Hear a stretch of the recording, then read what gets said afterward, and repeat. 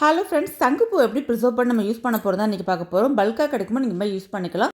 Fresh பூவை எடுத்து காம்பு தனியாக பூ தனியாக எடுத்து வச்சுக்கலாம். பூவை நல்லா அலசி எடுத்து வச்சுட்டு இதை நீங்கள் ட்ரையாக நழுவணத்தமாக உணர்த்தி பொடி பண்ணிக்கலாம். இல்லைனா அவனில் வச்சு நீங்கள் ட்ரை பண்ணி பொடி பண்ணி வச்சுக்கலாம்.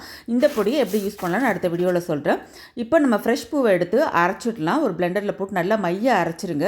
அரைச்சிட்டு இதை வடிகட்ட வேணால் அப்படியே ஐஸ் ட்ரேயில் நீங்கள் ஊற்றி க்யூப்ஸாக ரெடி பண்ணி ஒரு ஏர்லாக் பவுச்சில் நீங்கள் வச்சுட்டு ஃப்ரீசரில் வச்சு செட் பண்ணி எப்போ வேணாலும் யூஸ் பண்ணிக்கலாம். இப்போ இந்த க்யூப்ஸ் வச்சு சர்பத் தான் பண்ண போகிறோம். இந்த க்யூப்ஸில் இதை எடுத்து கிளாஸில் நம்ம சேர்த்துக்கலாம். இது கூடவே ஒரு ஆஃப் லெமன் புழிஞ்சு விட்டுக்கலாம். இது கூட ஊற வச்சுக்கூட சப்ஜா சீட்ஸ் ஆட் பண்ணிக்கிறேன். கொஞ்சமாக ஹனி ஆர் சுகர் யூஸ் பண்ணிக்கோங்க.